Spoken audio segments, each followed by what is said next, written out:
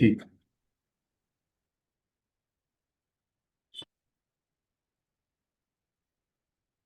ठीक है, हरे कृष्ण।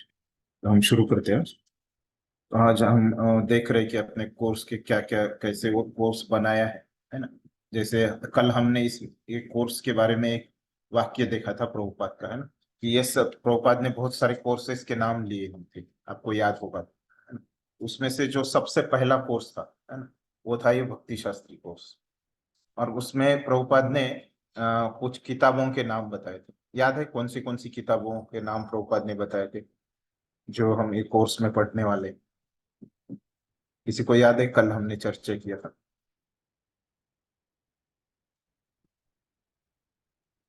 हरे कृष्ण प्रभु। कल हम हाँ, चार हाँ, बुक चार बुक्स के बारे में हम भक्ति शास्त्री में पढ़ते हैं प्रभु। एक है तो भगवत गीता, फिर ईशोपनिषद, लेटर ऑफ डिवोशन और लेटर ऑफ इंस्ट्रक्शन। हाँ, तो ये चार किताबें हम पढ़ने वाले हैं। तो वही हमको यहाँ पे पहले बताया, पहला पॉइंट उन्होंने बताया। फिर कितना यहाँ पे क्या बताया, पाठ्यक्रम संरचना। संपूर्ण पाठ्यक्रम को 6 इकाइयों में, है ना, इसमें 6 इकाइयां है ना, इस प्रकार से बता रहे। फिर बैच के प्राथमिक शिक्षक, है ना। तो आपके बैच के प्राथमिक शिक्षक कौन है? केशव निमाई ग्रुप। उनके पास व्हाट्सअप नहीं है ना। तो उनको आप फोन पे या ईमेल से, मैं व्हाट्सअप ग्रुप में, मुझे याद दिलाइए कि मैं उनका नंबर, है ना, मोबाइल नंबर और ईमेल आईडी आपको डाल देता हूँ। वो आपके बैच के प्राथमिक शिक्षक हैं। तो कुछ भी आपको अगर मेरा पढ़ाना अच्छा नहीं लगा है तो मुझे बता सकते हैं। नहीं तो मुझे बताने में अच्छा नहीं लग रहा तो उनको, केशव निमाई प्रो को बता सकते हैं कि मैं कैसे इसके बारे में, शिक्षक कैसे लग रहा है आपको, क्या लग रहा है, आपको कुछ तकलीफ हो रही है, शिक्षक टाइम पे ज्वाइन नहीं होते, है ना, नहीं तो और कुछ पढ़ाने में नहीं समझ में आ रहा है ना? या अन्य कोई भी कुछ भी आपको होगा तो आपको किसको बताना है? किसको बताना है? सोने में भी। हाँ, केशव निवाई जो प्राथमिक शिक्षक है। कल दशरथ पुत्र प्रो को मैंने भेजा था उनका नंबर, लेकिन आज मैं व्हाट्सएप ग्रुप में, मुझे याद दिलाइए, मैं फिर बाद में उनका नंबर और ईमेल आईडी डाल देता हूँ आपके प्राथमिक शिक्षक का, है ना? वो सब आपको एक कोर्स के लिए सब सुविधाएं उपलब्ध कर देंगे, है ना? वो आपके ये रहेंगे पॉइंट ऑफ कांटेक्ट।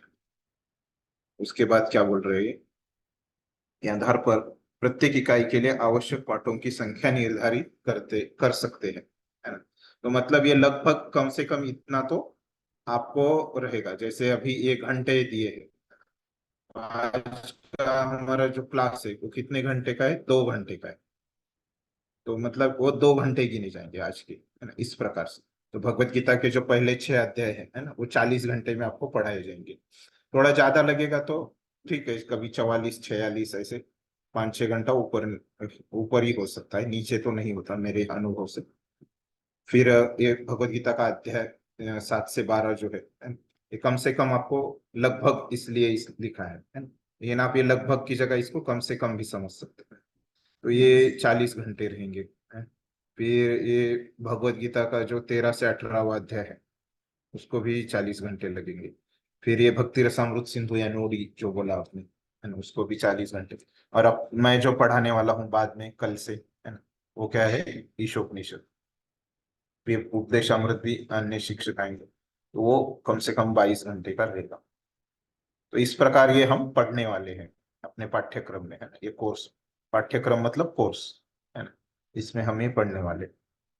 तो अभी देखिए ये कैसे होता है ना, प्रमाण पत्र मिलने तक हमारा ये फ्लो कैसे रहता है ना, ये सब प्रोसेस कैसे होता है। तो पहले आपको यहाँ पे दिख रहा है कि आप BVRV, मतलब हमारा ये BVRV, ये शॉर्ट फॉर्म है, उसका लॉन्ग फॉर्म क्या है? भक्ति वेदांत राज विद्यालय। तो उसमें क्या होता है कि आपके बैच को पंजीकरण मतलब रजिस्ट्रेशन हो जाता है।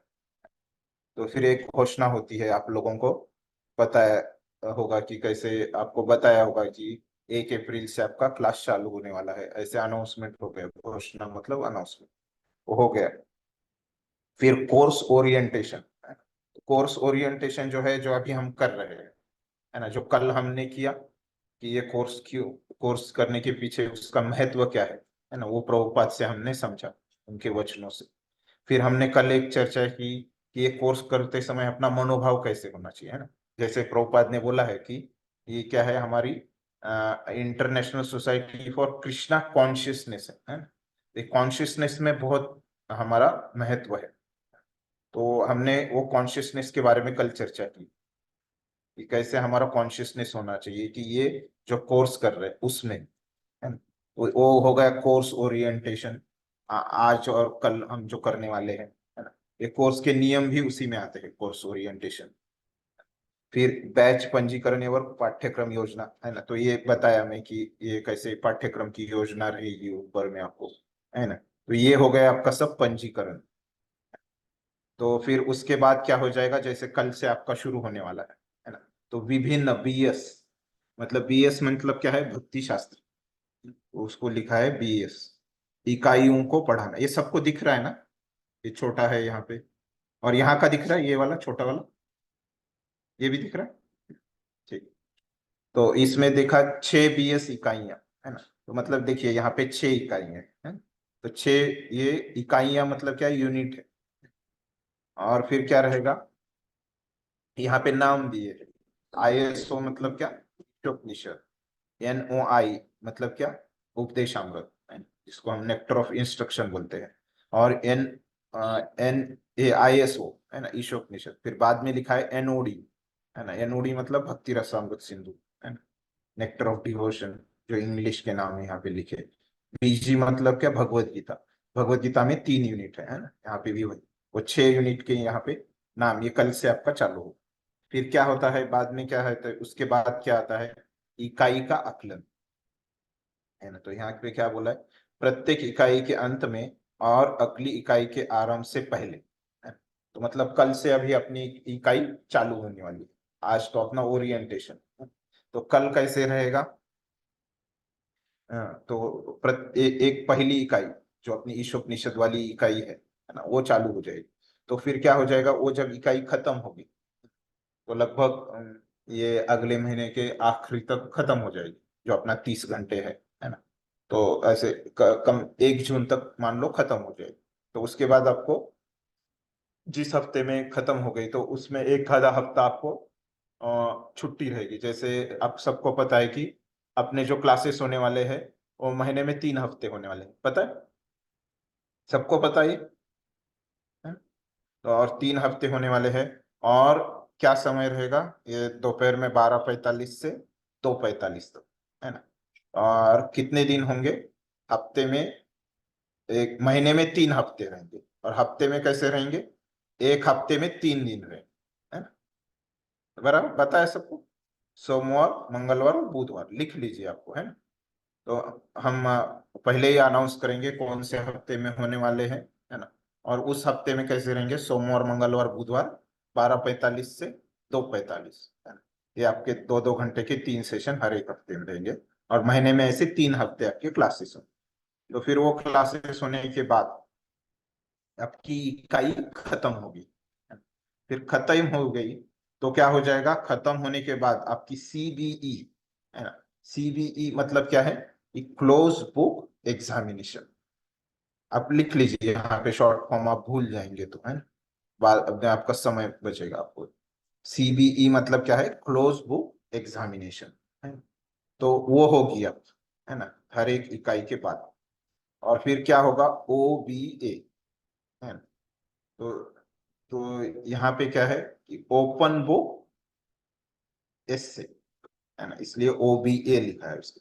तो ओपन बुक एसे मतलब आपको एक प्रश्न दिया जाएगा, वो मैं बताऊंगा आपको, वो प्रश्न का उत्तर कैसे लिखना है ओबीए का, है ना। और सीबीए में भी कैसे प्रश्न आएंगे, है ना। तो वो आपको बंद, किताब बंद करके, जैसे हम परीक्षा में लिखते थे, अभी तक आपने बहुत सारी परीक्षा दी है ना, सब लोग ग्रेजुएट है यहाँ पे, है ना? तो जैसे आपको ग्रेजुएशन को एग्जाम आती थी, है ना, जहाँ पे आप किताब लेके जाते थे क्या एग्जाम को, नहीं लेके जाते, वहां पे आपको प्रश्न पत्रिका मिलती थी, उधर आप लिखते थे, उसी प्रकार आपकी सीबीई होगी। और फिर ओबीए मतलब आपको एक निबंध लिखना है। लेकिन यह निबंध का वैशिष्ट्य कैसे, आपने स्कूल में भी आपके जो भाषा विषय है उसमें भी, जैसे अंग्रेजी में और जो भी हिंदी यहाँ पे गुजराती आपकी फर्स्ट लैंग्वेज होगी, है ना। तो यहाँ ऐसे जो लैंग्वेज सब्जेक्ट थे उसमें आपको एक निबंध आता था, वो भी आप बिना देख के लिखते थे परीक्षा में, है ना। लेकिन यहाँ पे जो आपको निबंध लिखना है ये, तो वो निबंध कैसे लिखना है, देख के आप लिख सकते हैं, है ना। आप किताब, प्रभुपाद की किताब या कोई भी आप देख के आप खुद से आपको लिखना है ना। फिर श्लोका टेस्ट, तो श्लोका टेस्ट हो गई। तो श्लोका टेस्ट में क्या होगा, विस्तार से हम चर्चा करेंगे, है। तो आपके कुछ प्रश्न होंगे एग्जाम के, बाद में विस्तृत चर्चा होने वाली है नीचे ही, आज ही होने वाली है ना। ये बस अभी मैं ऊपर ऊपर से बता रहा हूं। तो श्लोका टेस्ट में कैसे आपको कुछ श्लोक बताए जाएंगे, है ना। वो श्लोक आपको वैसे के वैसे याद करने हैं, उसका जो संस्कृत रहता है ना। फिर उसका आपको भाषांतर बताना पड़ेगा, हिंदी या इंग्लिश में, है ना। हिंदी या इंग्लिश में आपको, और जो उसका प्रभुपाद ने भाषांतर दिया है, वैसे के वैसा नहीं आया तो चलेगा, लेकिन वहां पे जो भाषांतर है उसके सब पॉइंट उसमें आ जाने चाहिए, है ना? लेकिन श्लोका वैसे के वैसा आपको बोलना, ठीक है। तो इसका मूल्यांकन होगा, मतलब इसमें आपको मूल्य मिलेंगे, मूल्य मतलब मार्क्स, है। और आपके मार्क्स भी आपको बताए जाएंगे, ठीक है। तो ऐसे होगा ये इकाई का आकलन। तो उसके बाद जो होगा आपका प्रमाणीकरण, उन लोगों के लिए जिन्होंने सभी 6 भक्ति शास्त्री यूनिट मूल्यांकन सफलतापूर्वक पूरा कर लिया है ना। तो जो भक्त अभी ये 6 इकाई में पूरा 6 उन्होंने इकाई का आकलन भी कर लिया, सब 6 एग्जाम दे दिया, 6 सीबीई दे दिया, 6 ओबीए दे दिया, 6 श्लोका टेस्ट जिन्होंने दे दिया, है ना। तो ऐसे भक्तों को बीवीआरबी कार्यालय, मतलब हमारा जो ऑफिस, कार्यालय मतलब ऑफिस, ओबीईएक्स, ओबीईएक्स मतलब क्या है, लॉन्ग फॉर्म उसका इस्कॉन बोर्ड ऑफ एग्जामिनेशन, है। तो मतलब जैसे रहता है आपका जो स्कूल में आपने पढ़ाई किया होगा, है ना। तो वहां पे एक विद्यापीठ से आपको वो ये मिलता था, सर्टिफिकेट मिलता था, है। आपका स्कूल कॉलेज एक विद्यापीठ के अंतर्गत रहता था, है ना। तो वैसे अपना जो यहाँ पे कॉलेज है पुणे में, है ना, तो अपने इस्कॉन का एक ही विद्यापीठ है ना। जैसे हर एक भारत में हर एक राज्य में देश में विद्यापीठ होते हैं, तो इस्कॉन का जो विद्यापीठ है उसका नाम क्या है, इस्कॉन बोर्ड ऑफ एग्जामिनेशन, है। तो ये इस्कॉन बोर्ड ऑफ एग्जामिनेशन में अलग अलग कॉलेज आते हैं। जैसे आप मायापुर हैं, वहां पे आपने सुना होगा, उसको बोलते हैं MIHE, सुना है कभी सबने MIHE का नाम। ऐसे वृंदावन आपके पास में है ना। तो उधर वृंदावन में आपने सुना होगा VIHE, है ना, गौशाला के उधर ऑफिस है, देखिए VIHE, कभी देखा आपने VIHE नाम सुना, है ना। तो VIHE मतलब क्या है, Vrindavan institute of higher education, है ना। ये है VIHE। तो ये वैसे ही हमारा जो पुणे में कॉलेज है उसका नाम क्या है, BVRV। मतलब क्या BVRV, पहले भी मैंने बताया कि भक्ति वेदांत राज विद्यालय, है ना, ये हमारे इधर का कॉलेज का नाम। और इस्कॉन का जो एक ही विद्यापीठ है वो क्या है, इस्कॉन बोर्ड ऑफ एग्जामिनेशन, ये सब कॉलेज उसी विद्यापीठ के अंतर्गत आते हैं अपने इस्कॉन के। और तो हमारा कॉलेज क्या करेगा, ये परिणाम भेजेगा, मतलब आपके जो मार्क्स है वो उनको भेजेगा, इस्कॉन बोर्ड ऑफ एग्जामिनेशन भी भेजेगा। और हाँ, फिर क्या करेगा, ISKCON board of examination courier करेगा किसको, हमारे ऑफिस को, BVRV को, है ना। फिर ये BVRV कार्यालय से आपको ये मिल सकते हैं। अभी आप लोग गुजरात में रहते हैं, ऑनलाइन है, तो ये BVRV कार्यालय क्या करेगा, आप लोगों को कुरियर भेज देगा एक जगह, है ना। वहां पे जो आपके इंचार्ज है दशरथ पुत्र प्रभु, है ना, उनके पास सबके सर्टिफिकेट आ जाएंगे, तो वहां पे जो ये करेंगे, ठीक है। तो ये ऐसे हमारा रहेगा, जब से कोर्स शुरू होगा उसके अंत तक, है ना। ये ऐसे हमारा सब प्रक्रिया रहेगा, है ना। ये मोटा मोटी आपको प्रक्रिया बताए, अभी हम थोड़ा सा उसमें विस्तार में जाएंगे, है ना। ये ऊपर ऊपर से आपको बता दिया बस। तो अभी अध्ययन सामग्री, है ना, तो हम कौन सी किताबें इस्तेमाल करेंगे ये कोर्स में, है ना? तो आपको एक भक्ति शास्त्री छात्र पुस्तिका ये मिली होगी, आपको मिली है सबको ये, दशरथ पुत्र को हैंडबुक मिला है आपको सबको। आवाज नहीं आ रही, अनम्यूट कर लीजिए। यस हाँ, प्रभु, यस, मिला है प्रभु, मिला सॉफ्ट। है ना। हाँ, तो इसमें आपको वो सब रहेगा, तो ये मिल गया आपको, है ना। ये अपने अभ्यास के लिए लगाएगा, अध्ययन के लिए लगेगा। फिर ये जो प्रभुपाद की किताबें हैं, है ना, वो आपको लगेगी। कौन सी भगवत गीता जो हम पढ़ने वाले हैं, 4 किताबें, वो आपको लगेगी। इसके अलावा अतिरिक्त सामग्री, है ना, तो ये अतिरिक्त सामग्री जो यहाँ पे लिखा है, ये सब अभी इंग्लिश में अवेलेबल है ना। तो आपको वो लेना है तो ले सकते हैं, है ना।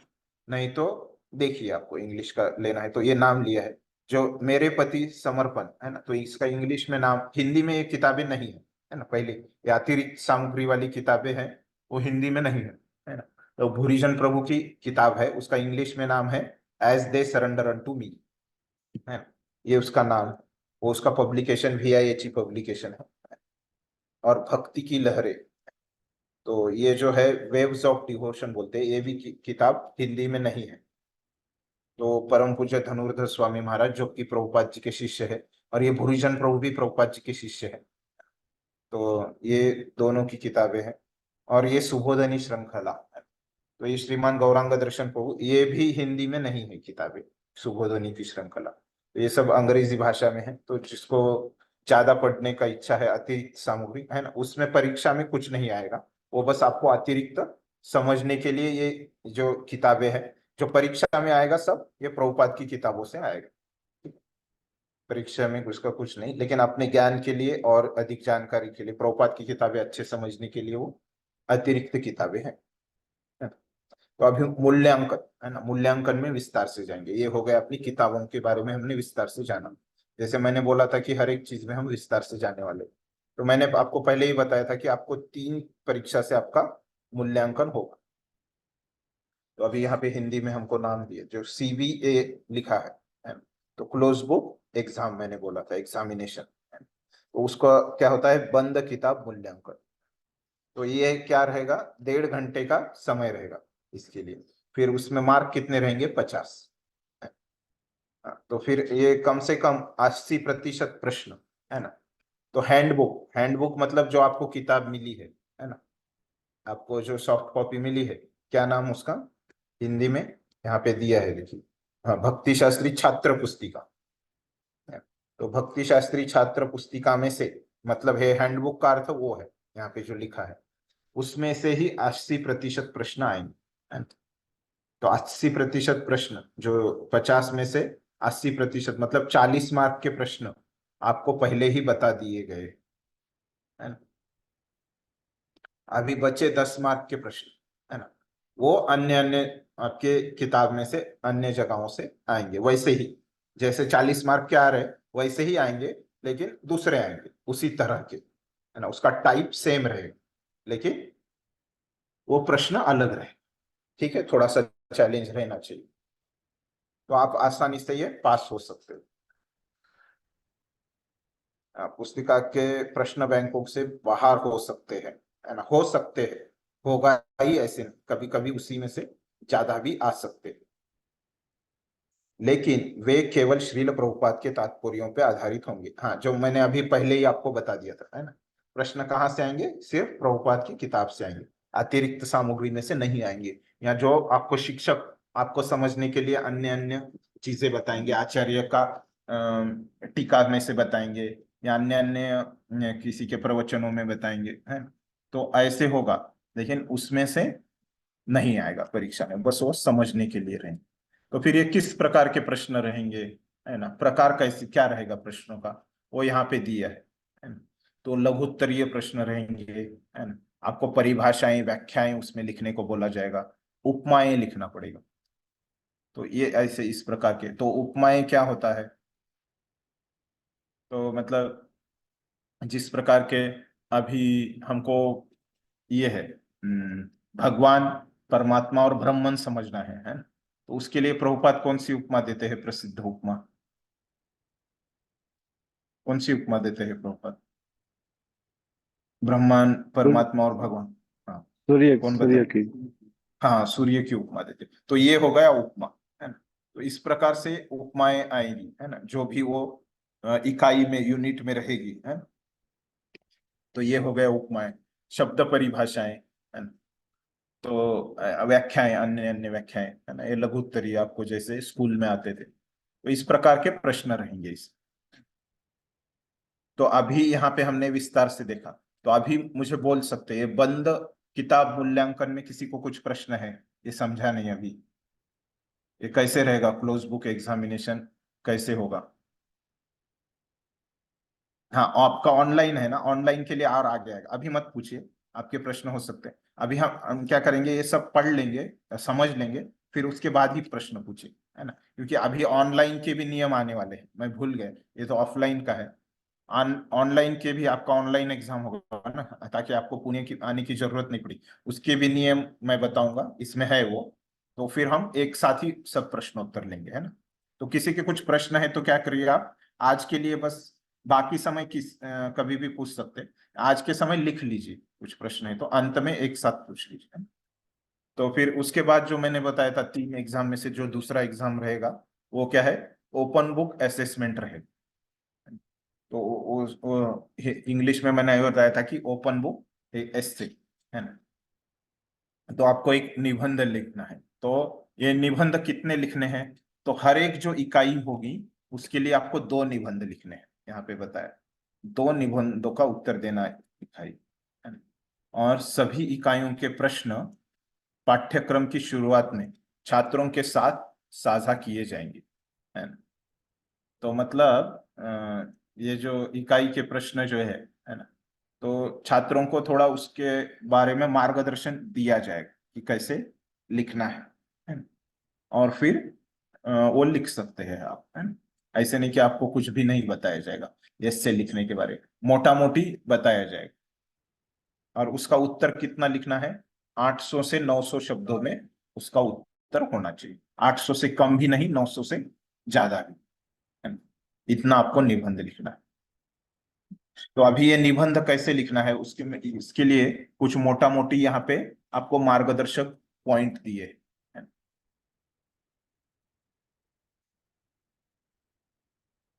तो इन उत्तरों को लिखने के लिए दिशा निर्देश निम्नलिखित है ना। तो टिप्पणियों के लिए पृष्ठ पर जगह छोड़े, है ना। तो मतलब आपको जो शिक्षक वहां पर जब चेक करेंगे तो उसके लिए कुछ आपको ऐसे मार्जिन छोड़ना है ना? निबंधों को अनुभाग और पैराग्राफों में विभाजित करें, है ना? तो आपका जो ये होगा, तो पैराग्राफ पता है ना सबको, तो उसमें आपको लिखना है कि कैसे एक ही विषय एक ही पैराग्राफ में आएगा तो अच्छा है ना? और वहां पे आपको ऐसे शीर्षक देना है ना? जैसे प्रत्येक अध्याय को प्रभुपाद शीर्षक देते हैं, है ना, वो दिया तो अच्छा रहता है ना? फिर बुलेट पॉइंट स्वीकार्य है ना? तो मतलब भले ही इसका नाम निबंध है, मतलब जितना आप टू द पॉइंट लिख सके, है ना, उतने आपको ज्यादा मार्क मिलेंगे इसमें, है ना। तो ऐसे आप पॉइंट वाइज लिखोगे, है ना, नाम में वो निबंध है ना, निबंध में तो पैराग्राफ होते हैं ऐसे, आ, लेकिन पॉइंट वाइज नहीं होते, लेकिन यहाँ पे अपने को क्या अपेक्षित है कि आप जितना पॉइंट वाइज लिखोगे उतने आपको ज्यादा मार्क है। फिर अवधारणाओं के क्रमिक विकास का पालन करें, है ना। तो मतलब ऐसे जो उत्तर दिया है ना, तो उसमें धीरे धीरे ऐसे कुछ फ्लो होना चाहिए, एक क्रम होना चाहिए, है ना। नहीं तो एकदम पहले बड़ी चीज बोलनी है, फिर बाद में छोटी चीज बोलनी है, आगे जाके पीछे आना, ऐसे नहीं करना है। तो उसमें क्रम होना चाहिए। फिर परिचय और निष्कर्ष उसमें शामिल होना चाहिए। फिर प्रश्न का उत्तर देते हुए एक केंद्रित और संक्षिप्त प्रतिक्रिया लिखित, है ना। तो मतलब एक केंद्रित मतलब क्या, एक ही पॉइंट को लेके आपको चलना है उसमें, है ना, ज्यादा विषयांतर नहीं करना है, और जितना हो सके संक्षिप्त में लिखना है, क्योंकि यहाँ पे क्या है कि आपको शब्दों का वहां पे एक मर्यादा है, लिमिट है ना, इसीलिए।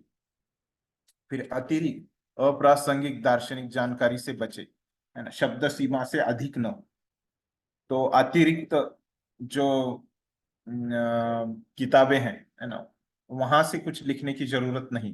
तो फिर कहाँ से लिखना है, तो अभी समझो ये ईशोपनिषद अभी जो मैं पढ़ाने वाला हूँ कल से, है ना, उसके आपको निबंध का उत्तर लिखना है ना।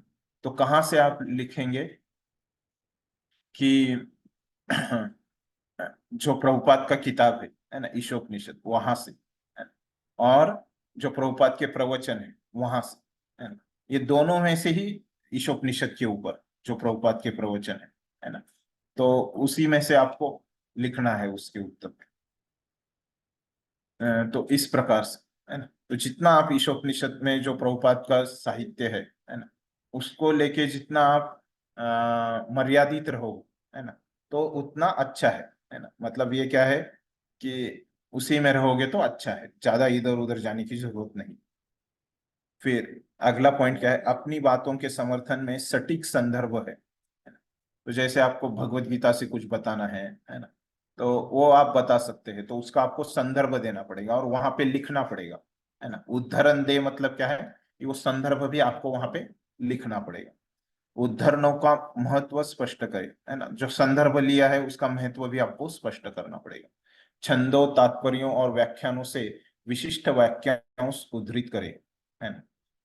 तो जो कुछ भी वहां पे छंदो मतलब क्या, एक अनेक अनेक कुछ वहां पे कोटेशन वगैरह आता है ना, फिर परपोर्ट आते हैं और प्रभुपाद के व्याख्यान जैसे मैंने बताया। तो इसमें से छंदो मतलब श्लोक भी बोल सकते हैं, तो छंद मतलब एक काव्य का प्रकार होता है, तो उसको आप श्लोक भी समझ सकते हैं। तो बिना किसी स्पष्टीकरण के लंबे उद्धरण शामिल न करें, है ना। तो मतलब आपने उद्धरण लिखा है, लेकिन वो उद्धरण मतलब क्या, संदर्भ वहां से कोटेशन लिखा है, लेकिन वो कोटेशन का आपको स्पष्टीकरण भी समझना पड़ेगा, है ना, कि यहाँ पे कैसे वो प्रश्न से संदर्भित है अपने, तो ये भी आपको लिखना पड़ेगा। हाँ, तो अभी ये कैसे लिखना है, तो A4 पेज लिखना है ना। तो A4 पेज आपको सबको पता है, जो हम प्रिंटिंग के लिए यूज करते हैं। तो नीचे दिए गए दिशा निर्देशों का पालन करके BVRB कार्यालय, है ना? हाँ, तो आप अभी सॉफ्ट कॉपी देंगे आप लोग, है ना, तो आपके फाइल को इस प्रकार से नाम देना है। तो अभी मैं जो यहाँ पे दिखा रहा हूँ, ये आपको मैं ग्रुप पे डालूंगा, है ना, तो ये नाम वगैरह इतने लिखने की जरूरत नहीं, ये फॉर्मेट वगैरह ये सब आपको PDF में यहाँ पे जो दिखा रहा हूँ, कल कल की मैंने जो PDF डाली थी वो मिली ना सबको, जो मैंने क्लास में दिखाया था, है ना, मिली होगी आपको, आपने चेक कीजिए व्हाट्सएप पे। फिर ये भी PDF में उधर व्हाट्सएप में डाल दूंगा। फिर आप आपके जो कोऑर्डिनेटर है उन्होंने ये सब जगह फाइलें जमा करनी है ना? एक फोल्डर में एकत्रित करके जिप करके ऑफिस में भेजना है उसका। यहाँ पे कार्यालय का ईमेल आईडी दशरथ पुत्र प्रभु, आप यहाँ पे भेज दीजिए सबका जमा करके, है ना? आपको यहाँ पे भेजना। मेल भेजते समय सबमिशन की संख्या, है ना, पुस्तक और मूल्यांकन का प्रकार का उल्लेख करें। तो ये सब आपको ये आ गया, सब ओपन बुक एस्से में आ गया। क्या है उसका नाम, ओपन बुक असेसमेंट। तो मतलब क्या है, खुली पुस्तक परीक्षा, ओपन बुक असेसमेंट। तो उसके बाद मैंने जो बताया था कि तीसरी प्रकार की जो परीक्षा है ना, वो क्या है, श्लोक स्मरण परीक्षा। ये श्लोक स्मरण परीक्षा के बारे में हम देखते हैं। तो यह निर्दिष्ट तिथि पर शिक्षक द्वारा आयोजित एक मौखिक परीक्षा होगी, है ना। पूरे पाठ्यक्रम में याद करने के लिए कुल 45 श्लोक है, और शिक्षक को भी सभी श्लोकों के लिए छात्रों का मूल्यांकन करना है। प्रत्येक इकाई के बाद पूर्ण इकाई के किए गए पाठ्यक्रम के लिए श्लोक परीक्षा आयोजित किया जा सकता है। याद करने के लिए श्लोक संख्या नीचे दी गई है, छात्र पुस्तिका में भी उल्लेखित है। तो क्या बोल रहे हैं यहाँ पे देखिए, कि ये शिक्षक को लेनी है ना, मतलब जो आपको ये शिक्षक पढ़ाएंगे, जैसे हर एक इकाई के लिए आपको अलग अलग शिक्षक रहेंगे। तो ये आपकी मौखिक परीक्षा होगी, मतलब मौखिक मतलब क्या, बोल के, है ना, ओरल टेस्ट, लिख के नहीं। और ये ऐसे पूरे पाठ्यक्रम में मतलब क्या, पूरे 6 इकाई में आपको कितने श्लोक लिखने हैं, 45 श्लोक है सब इकाई में।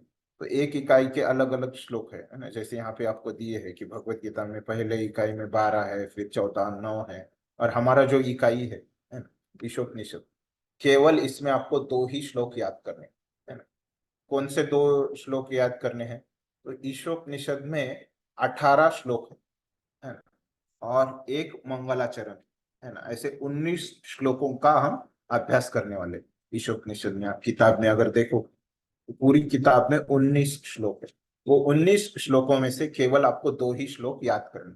जैसे भगवत गीता में 700 श्लोक है, वैसे ईशोपनिषद में 19 श्लोक है, उसमें से 2 ही आपको याद करने हैं। तो वैसे अलग अलग इसके या अलग अलग सब मिला के 45 श्लोक है।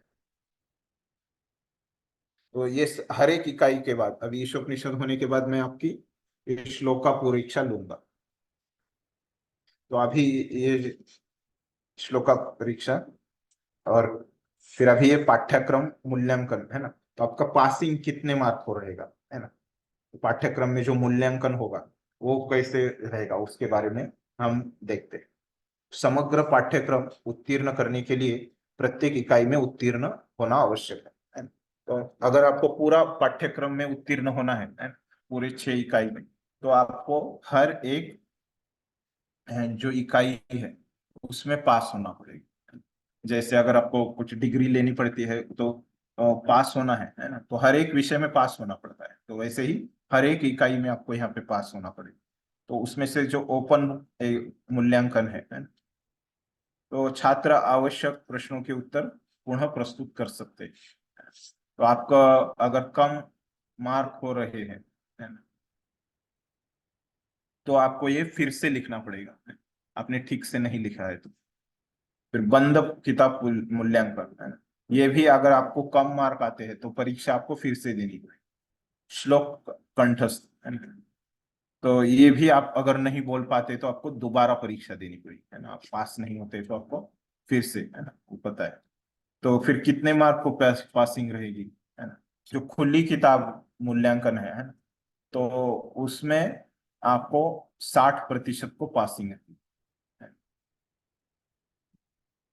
तो फिर बंद किताब मूल्यांकन है ना, तो उसमें आपको 65% की पासिंग रहेगी। श्लोक स्मरण परीक्षा है, उसमें भी आपको 65% की पासिंग। फिर उपस्थिति है ना, तो ये जो है आपको 75% चाहिए, है ना। तो आप तो 100% रहेंगे, है ना, ब्रह्मचारी है सब, है ना। तो कक्षा की भागीदारी है ना, तो किस प्रकार से आपको कक्षा में बर्ताव करना है। तो जैसे समय की पाबंदी रहेगी यहाँ पे, समय में आपको उपस्थित रहना है। जैसे आज का हमने समय पे चालू किया क्लास, है ना, कल का तो मुझे ही पता नहीं था, है। क्लास है हमारा 12:45, तो हमेशा हमारा कक्षा कभी लेट नहीं रहे। उपस्थिति रवैया है ना, ये सॉफ्टवेयर है हमारा जो आप देखते हैं। तो आप जनरली आपका एक जूम आईडी फिक्स रहता है ना, और उसका एक पासवर्ड रहता है। तो अभी अपना जो आपको दिख रहा होगा कि ये जूम का जो एक लिंक है ना, तो वो इस तरह से बनाया है। फिर वो लिंक पे जाते हैं तो आपको वो क्या होता है, एक ब्राउजर में खुलता है जिसमें आप इंटरनेट एक्सप्लोरर वगैरह है। तो वो ब्राउजर में क्या आपको वाइटल नाम दिखता होगा, VITAL से। वो लिंक का वो शॉर्ट फॉर्म है, वो बिटली से क्या हो जाता है, वो शॉर्ट फॉर्म बन जाता है लिंक्स। वो फिर वहां से वो सॉफ्टवेयर में जाता है। आपको लगता होगा कि यहाँ पे आपका अटेंडेंस कोई नहीं देख रहा, लेकिन जब आप ज्वाइन करते हो उसी समय आपका अटेंडेंस हो रहा है, और वो पूरा कैलकुलेट करता है आपका कैमरा चालू है बंद है ना, आप कितने समय हो, है। तो वो आप इसीलिए वो लिंक उस समय बना, उस तरह का बनाया गया है। तो सब यहाँ पे ऑटोमेट वो चालू होता है, तो इसीलिए आपको आपके नाम से ज्वाइन करके सब चेक हो रहा है ना। तो आपकी उपस्थिति वगैरह और रवैया, है ना, तो कैसे आप क्लास में बर्ताव करते हैं, है ना, तो ये सब को मार्क रहेंगे वहाँ पे। तो उसके बाद बोला है कि समग्र पाठ्यक्रम ग्रेड की गणना सभी इकाइयों के औसत के रूप में की जाएगी, है ना। तो मतलब आपको जो जैसे हमारा होता है कि 6 सब्जेक्ट रहते हैं, उसमें क्या करते हैं हम परसेंटेज निकालते हैं, औसत निकालते हैं, है ना? उसी तरह से ये 6 इकाइयों का औसत निकाला जाएगा, और फिर आपको अंत में मार्क दिए जाए। और फिर आपको इस्कॉन परीक्षा बोर्ड, है ना, जो मैंने बताया था कि इस्कॉन बोर्ड ऑफ एग्जामिनेशन का शास्त्री प्रमाण पत्र, है ना, भक्ति शास्त्री प्रमाण पत्र आपका इस्कॉन की तरफ से आपको दिया जाएगा, है ना। तो जैसे मैंने बताया था कि ये तो ऑफलाइन के नियम है ना। ऑनलाइन में और कुछ नियम आएंगे, है ना। तो मैंने आपको पहले एक आइडिया दी थी। तो अभी ये ऑनलाइन परीक्षा में कैसे कैसे होगा नियम, है ना। तो ऑनलाइन बंद पुस्तक परीक्षण या ऑनलाइन प्लेटफॉर्म पर भौतिक कक्षा प्रशिक्षण आयोजित करने के लिए निम्नलिखित दो विकल्प है ना, तो दो ऑप्शन है इसमें। तो पहला जो विकल्प है, 2 कैमरों के साथ ऑनलाइन क्लोज बुक परीक्षा आपको देनी पड़ेगी। परीक्षा के समय ऐसे आपको आपके आगे पीछे 2 कैमरे रहने चाहिए, ऐसे इस्कॉन में बताया गया है, इस्कॉन बोर्ड ऑफ एग्जामिनेशन में दिशा निर्देश। फैसिलिटेटर है ना, पहला जो है क्या है, फैसिलिटेटर 2 लाइव स्ट्रीमिंग कैमरों के माध्यम से सीधे उम्मीदवार का निरीक्षण कर सकता है। तो फैसिलिटेटर क्या करेंगे, मतलब जो हमारे ऑफिस के जो भक्त है, ये बीवीआरबी ऑफिस है, वो उनको फैसिलिटेटर बोलेंगे। वो जो आपने 2 कैमरे लगाए हैं आपके परीक्षा के समय, है ना, आपको मतलब वो 2 कैमरे का उद्देश्य है कि आप कहीं देख के कॉपी तो नहीं कर रहे हैं, नहीं तो आपको कोई बता रहा है ना, ये दिखना चाहिए। तो इसीलिए 2 कैमरे लगाने को बोला है उन्होंने। और फिर सीधे उम्मीदवार का वो देख सकते हैं, फिर आप लोगों को देखा जाएगा। ऐसे ही जूम पे आपको 2 कैमरे लगाएंगे, इनको बोला जाएगा, और फिर आपको वहां पे हमारा एक भक्त बैठ के, जैसे मैं यहाँ पे बैठ के आपको बता रहा हूँ कक्षा आगे, तो वैसे ही बैठ के आपको एक भक्त देखेंगे, निरीक्षण करेंगे आपका। फिर उसके जो छात्र और छात्रा है ना, दोनों स्क्रीन का दृश्य प्रदान करते हैं, फिर फैसिलिटेटर उम्मीदवार को प्रश्न पत्र भेजा जाएगा, है ना। पहले आपको दिखाना पड़ेगा कि आप कैसे बैठे हैं, दोनों कैमरे से आपको पहले देखेंगे वो, है ना, जो वहां पे हमारे फैसिलिटेटर ऑफिस ऑफिस से, जो बीवीआर ऑफिस से आएंगे वहां पे, वो पहले आपको देखेंगे, फिर ही आपको क्या करेंगे, प्रश्न पत्रिका वो भेजेंगे, प्रश्न पत्र आपको भेजा जाएगा। आपने ठीक से अगर ठीक से आपने नहीं लगाया तो आपको प्रश्न पत्र ही नहीं आएगा। जो छात्र की स्क्रीन पर दिखाई देगा, छात्र कलम और कागज से उत्तर लिखेंगे और पूरे पेपर की स्कैन की कॉपी फैसिलिटेटर को जमा कर। तो आपको प्रश्न वहां पे आपकी स्क्रीन पे बस दिखेंगे, फिर आपको वो प्रश्न का नंबर डाल के आपको उसका उत्तर आपके कागज पे लिखना है ना? पहले ही बताया कि आपको कागज कौन सा इस्तेमाल करना है, A4 साइज वाला कागज इस्तेमाल करना है, पहले हमने चर्चा की। उसमें लिखना है आप, फिर लिख के उसका स्कैन करके, या स्कैनर आपके इसमें नहीं है तो मोबाइल से उसका फोटो, मोबाइल से स्कैन भी होता है, वो आपको भेजा जाएगा। एक वीडियो है कि मोबाइल से स्कैन कैसे करना है, वो वीडियो में से आपको सिखाया जाएगा, वो वीडियो आपको भेज देंगे, फिर वो आप सीखेंगे कि मोबाइल से स्कैन कैसे करना है, और फिर आपको भेजना है। फिर फैसिलिटेटर गूगल क्लासरूम जैसे सॉफ्टवेयर का उपयोग करके साथ साथ लाइव स्ट्रीमिंग कैमरा ना, तो उसमें लिए सॉफ्टवेयर रहेगा ये गूगल का, और फिर लाइव स्ट्रीमिंग कैमरे के माध्यम से एक उम्मीदवार को सीधे देखने की व्यवस्था कर सकते हैं, जो गारंटी देता है कि कंप्यूटर उपयोगकर्ता तब तक विंडोज स्विच नहीं कर सकता जब तक कि पूरा पेपर फैसिलिटेटर को सबमिट नहीं कर दिया जाता। मतलब कंप्यूटर पे आप कुछ नहीं कर सकते। इसके बाद फैसिलिटेटर छात्र की स्क्रीन पर भरने के लिए उम्मीदवार को प्रश्न भेजा जाएगा। ये सब होने के बाद ही आपको प्रश्न आपको भेजे जाएंगे।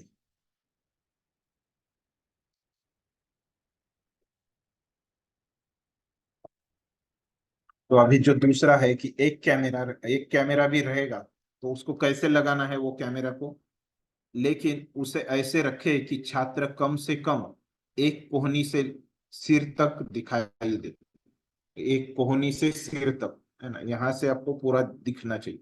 आशय यह है कि अंगों की किसी भी गतिविधि को कैमरा द्वारा पाया जा सकता है। एक कैमरा भी लगाया तो आपको उसमें दिखने चाहिए, आप कुछ कर रहे हैं, आपके आजू बाजू में कुछ है, ऐसे नहीं लगना चाहिए।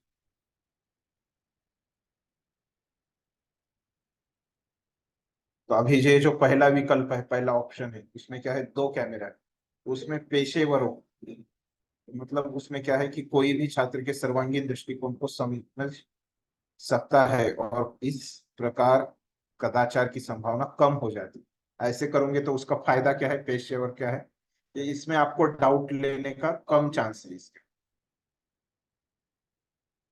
प्रत्येक भाग लेने वाले छात्र के लिए 2 कैमरा उपकरण संभव नहीं होगा, ये इसमें तोटा है, दोष है। और एक कैमरा क्या रहेगा तो ये थोड़ा सस्ता है, किफायती है। लेकिन यहाँ पे क्या है कि कदाचार, मतलब कुछ कॉपी करने की ज्यादा संभावना। यह सुनिश्चित करें कि आवश्यकता है कि उम्मीदवार स्क्रीन से कम एक हाथ की दूरी पर हो। तो यहाँ पे पास में होना पड़ेगा, ऐसे जैसे मैं यहाँ पे हूँ अभी, एक हाथ की दूरी पे ही यहाँ पे कैमरा है। कम, एक हाथ से कम ही दूर हो, इस तरह से रहेगा पास में से तो अच्छा दिखता है। तो दोनों विकल्प में छात्र को ऑनलाइन सत्र से लॉग आउट करने से पहले उत्तर पुस्तिका को स्कैन करना चाहिए और परीक्षा समन्वयक को भेजना चाहिए। तो आपको तो पहले आपका कैमरा बंद करने से पहले, है ना, तो कैमरा चालू रख के ही आपको स्कैन करना है और क्या करना है, और भेजना है, और भेजने के बाद ही आपको कैमरा बंद करना है। तो ये इतना सब किसके लिए कर रहे हैं, तो इसका निष्कर्ष बता रहे हैं। प्राथमिक प्रशिक्षक को OBEX द्वारा निर्धारित 2 कैमरा विकल्प का पालन करने की पूरी कोशिश करनी चाहिए। तो हमको पूरी कोशिश क्या करनी चाहिए कि हम 2 कैमरा लगाए, और यही बात विद्यार्थी भक्तों को भी बताई जा सके। यदि किसी भक्त के लिए यह संभव नहीं है तो उसे प्रशिक्षण से पहले प्राथमिक शिक्षक से अनुमति लेनी चाहिए और कैमरा की उचित स्थिति के साथ एक कैमरा विकल्प की अनुमति दी जा सकती है। तो इसके लिए आपको क्या करना है, ये जो परीक्षा के जो नियम है ना, तो आपके प्राथमिक शिक्षक कौन है, प्राथमिक शिक्षक केशव निवाय प्रभु। तो ये केशव निमाई प्रभु से आपको संपर्क, उनको आपको पूछना पड़ेगा कि कैसे 2 कैमरे लगाने हैं क्या प्रभु जी, या एक कैमरा, उनको दिखाना पड़ेगा कि कैसे आप परीक्षा देने वाले हैं। तो ऑनलाइन टेस्ट से पहले छात्रों के लिए दिशा निर्देश। तो परीक्षा के लिए हमारे पास 2 उपकरण होने चाहिए, एक सामने की तरफ होना चाहिए और दूसरा आपके बाईं या दाईं ओर होना चाहिए। तो एक सामने से होना चाहिए, जैसे मैं अभी आप लोग सब लोग सामने से, नहीं तो फिर दूसरा जो है साइड से होना चाहिए। तो उपकरण होना चाहिए, दोनों में से किसी भी साइड को चलेगा, जो 2 कैमरे लगाने। आपको अपने दोनों डिवाइस से जूम मीटिंग में लॉग इन करना होगा। तो ये दोनों जो कैमरे हैं बस लगाने नहीं है शो के लिए, उस पे आपको जूम भी चलाना है ना। जूम से ये 2 कैमरे कनेक्ट करने, लॉग इन करना है। अपने आरंभिक या कानूनी नाम से लॉग इन करें। तो मतलब जो आपने यहाँ पे इस्कॉन का भी यहाँ पे जो रजिस्टर किया है कोर्स के लिए, जो भी आपने नाम दिया है उसी नाम से लॉग इन करना है। जैसे अभी कक्षा में भक्तों के अलग अलग नाम से यहाँ पे लॉग इन है, ऐसे नहीं चलेगा। आपको क्या करना है, जिस नाम से आप परीक्षा आपका है, जो असली नाम जिससे आपने रजिस्टर किया है, उसी नाम से आपको लॉग इन करना है।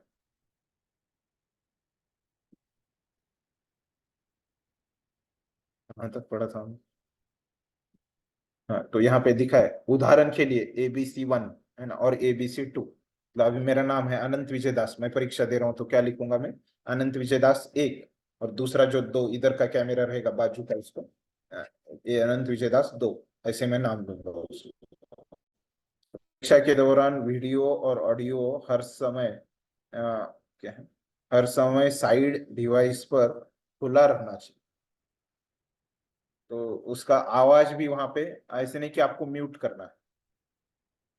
तो क्यों आपको म्यूट नहीं करना है, क्योंकि वहां पे समझ में आएगा, आपको कोई बता रहा है तो उसका आवाज आएगा वहां, तो इसीलिए आपको वहां पे म्यूट पे नहीं रहना है, अनम्यूट पे रहना है।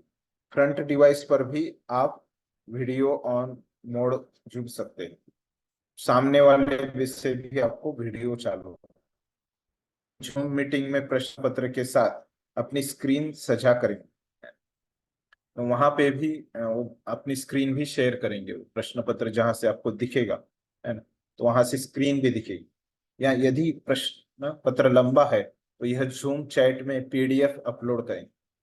तो अगर कभी कभी प्रश्न बहुत ज्यादा हो सकते हैं, एक जगह पे नहीं आएंगे, है ना, तो क्या किया जाएगा, कभी कभी आपको ये पासवर्ड के साथ भेजे जाएंगे PDF बना के, और आपको इसे फ्रंट डिवाइस पर देखना होगा, है ना।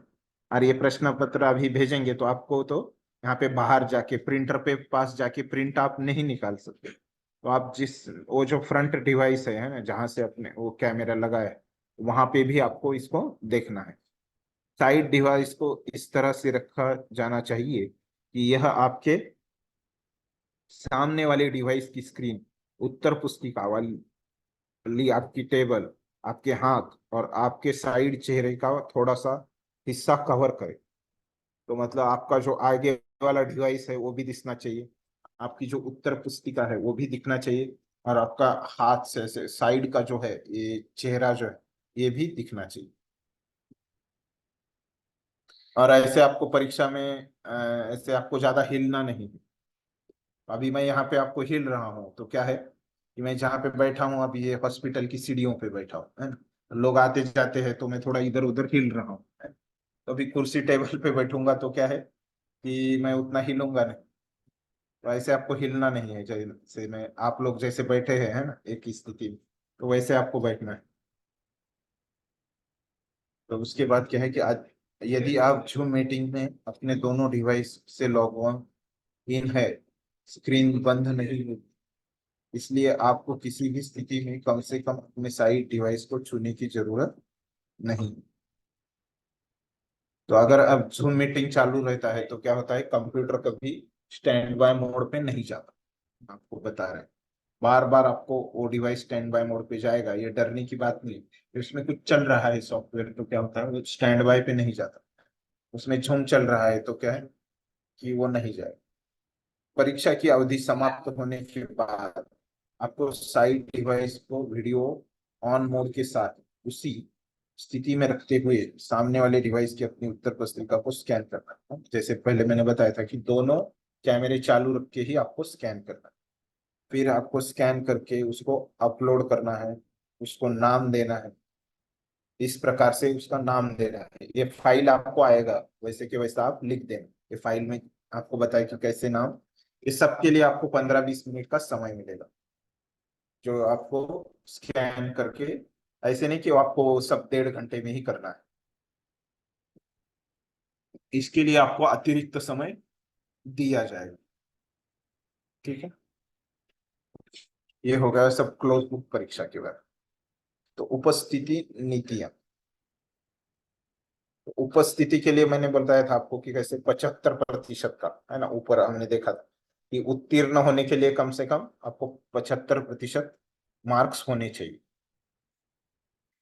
तो यहाँ पे पहला नियम बता रहे हैं कि इस्कॉन बोर्ड ऑफ एग्जामिनेशन की नीतियों के अनुसार छात्रों को प्रति यूनिट, है ना, प्रत्येक यूनिट को 75% उपस्थिति की आवश्यकता होती है।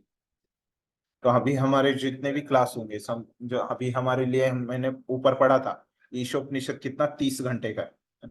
30 घंटे का है मतलब कितने क्लास होंगे हमारे ईशोपनिषद के ऊपर, 15 क्लास। एक क्लास अपना 2 घंटे का। तो ऐसे 15 क्लास जब होंगे तब ये 15 क्लास में, है ना, तो कितने प्रतिशत होंगे 75 मतलब, 75 मतलब कितना हो जाएगा ये?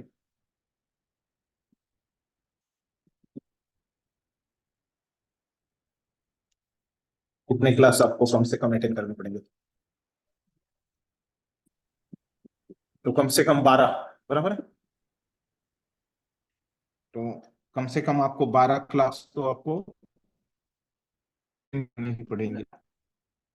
हाँ।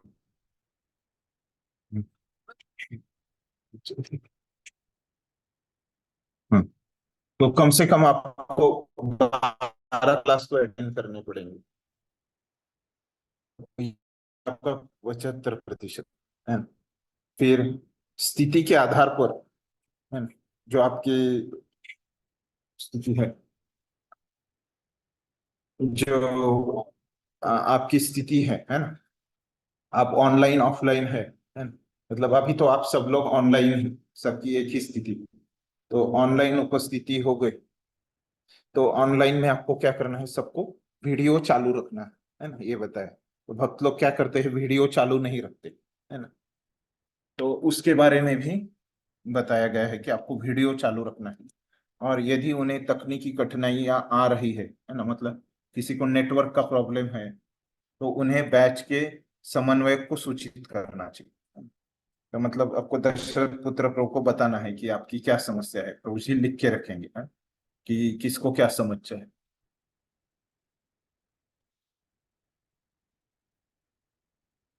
और यदि कोई 75% सीमा से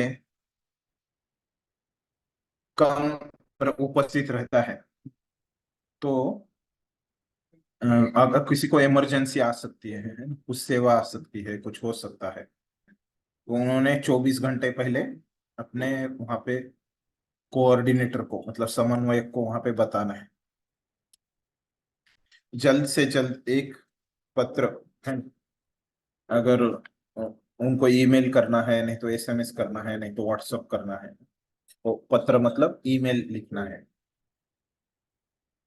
जैसे अभी लोग दूर दूर, आप सब लोग तो ऐसे आश्रम में रहते हो आसपास, है ना, तो आप बता सकते हो, एसएमएस कर सकते हो, है ना। जनरली क्या होता है कि लोग दूर दूर के एक दूसरे को पहचानते नहीं है, तो ऐसे लोग ईमेल वगैरह कर सकते हैं कोऑर्डिनेट। पत्र प्रस्तुत करने में विफल रहने की स्थिति में, अगर आप बताते नहीं, है ना, कुछ आपका समस्या है और आप बताते नहीं, तो क्या हो जाएगा, आपका कुछ सेवा है और बताते नहीं, तो आपको क्या अपसेंट माना जाएगा, अनुपस्थित माना जाएगा। आपका कुछ प्रामाणिक कारण है तो आप बता के कक्षा मिस किए, कोई प्रॉब्लम। कक्षा के निर्धारित प्रारंभ से 15 मिनट आगे आने वाले छात्रों को देर से चिन्हित किया जाएगा, और इस प्रकार से, है ना, कि कोई 15 मिनट लेट आता है तो क्या किया जाएगा, आपकी 50% ही उपस्थिति मानी जाएगी, मतलब आधी कक्षा ही को ही प्रेजेंट हुआ, है ना, इस प्रकार से माना जाएगा। यह इकाई के लिए कक्षाओं की कुल संख्या से पर लागू होता है। यदि प्रति यूनिट कुल 8 कक्षाएं हैं तो 25% मतलब 2 है। इसलिए यदि कोई दो में 2 कक्षाओं के लिए देर से आता है तो उसे प्रत्येक कक्षा के लिए आधा आधा का नुकसान हो जाएगा। वही समझाया है कि कैसे, अ, अगर आप 2 कक्षा से देरी से आते हो तो क्या हो जाएगी, एक कक्षा की आपके अनुपस्थिति लग जाएगी, वे आधा आधा मिलके एक होता है, एक होता है। हालांकि यदि कोई इस दिन या उस दिन से पहले देर से आने के वैध कारण के साथ एक पत्र जमा करता है तो छात्र को माफ किया जा सकता है, और उसे उपस्थित, मतलब वही, आप पहले बता के आते हो तो आपको माफ किया जा सकता है, कुछ आपका कारण है, आप पहले से ही बताते हो तो कोई प्रॉब्लम नहीं। क्योंकि हम आम तौर पर पाठ्यक्रम के उपक्रम की घोषणा पहले से कर देते हैं, है ना, हम क्या बोल रहे हैं, हम पहले से नियोजित कर रहे हैं कि कैसे हफ्ते में आपके, सॉरी, ये महीने में 3 हफ्ते क्लास होगी, एक हफ्ते में 3 दिन क्लास होगी, है ना, ये पहले से हमने फिक्स किया है। तो आप लोग भी पहले से आपको बताना है कि आप आ सकते हैं, नहीं आ सकते। इसलिए छात्रों से अनुरोध है कि वे इस दौरान कोई अन्य कार्यक्रम निर्धारित न करें, तो अन्य कोई सेवा लेने की आपको आवश्यकता नहीं। तो आपकी प्रीचिंग प्रोग्राम, जो भी आपकी सेवाएं हैं, है ना, इस तरह से आप एडजस्ट कीजिए कि महीने में 3 हफ्ते आप छुट्टी निकाल सके, है ना, और हफ्ते में 3 दिन आप ये 2 घंटा निकाल पाए, है ना। इसलिए आप प्लानिंग करना है, आपको पहले ही बताया जाए, ऐसे नहीं कि कल क्लास है और आपको आज बताया जाए, तो पहले हफ्ते में ही आपको बताया जाएगा। यदि इस्कॉन बोर्ड ऑफ एग्जामिनेशन की नीतियों के अनुसार, मतलब ये क्या है कि हमारा नियम नहीं है, जैसे हमने बताया कि ये भक्ति शास्त्री हमने नहीं बनाया, है ना, प्रभुपाद ने बोला, है ना, उन्होंने बताया, तो वैसे ये क्या है, यहाँ के पुणे के लोगों का नियम नहीं है ना। तो ये किसका नियम है, इस्कॉन बोर्ड ऑफ एग्जामिनेशन, है ना? तो इस्कॉन के विद्यापीठ का ही नियम है ना, ये किसी अन्य का नियम नहीं है, किसी ने अपने मन से नहीं बनाया। तो किसी को यूनिट को बीवीआरबी के दूसरे बैच में एम आई MIHE VIHE यदि जैसे अन्य स्थान पर दोहराना होगा तो आप एक कॉलेज से दूसरे कॉलेज में जा सकते हैं, लेकिन आपको ये नियमों का तो पालन करना ही पड़ेगा। आप किधर भी जाइए, वृंदावन में जाइए, मायापुर में जाइए, पुणे में आइए, तो सब जगह पे आपको ये नियम जो है वो समान रहेगी। यदि उपस्थिति 75% से कम है तो किसी को सीवीए के लिए उपस्थित होने की अनुमति नहीं दी जाएगी, है ना। तो आपकी उपस्थिति अगर 75% से कम है तो आपको परीक्षा में बैठने की अनुमति नहीं, आप परीक्षा को आपको बैठने ही नहीं दिया है। और न ही विशेष इकाई के लिए ओबीए जमा करने की अनुमति, मतलब कोई भी परीक्षा है ना, पीजीए ओबीए और श्लोका परीक्षा आपकी नहीं ली है। प्रत्येक इकाई के अंत में बैच समन्वयक उन छात्रों को सूचित करेंगे जो उपस्थित मानदंड में असफल हो रहे हैं। तो जो आपके जो बैच कोऑर्डिनेटर है ना, वो आपको बताएंगे कि आप फेल हो गए क्या, है ना। जो मानदंड है, उपस्थिति मानदंड है ना, अटेंडेंस में फेल हो गए, वो आपको आपके बैच कोऑर्डिनेटर बताएंगे। तो अभी आपको ये परीक्षा में कैसे मार्क दिए जाएंगे उसके संदर्भ में नियम।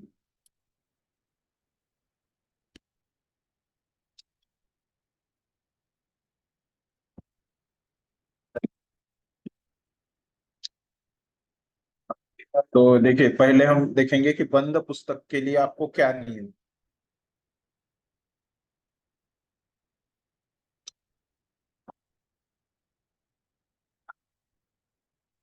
बंद किताब परीक्षाओं के लिए प्रश्न पत्र पाठ्यक्रम समन्वयक द्वारा तैयार किए जाते हैं और डीन ऑफ एकेडमी और निदेशक द्वारा सत्यापित किए जाते हैं।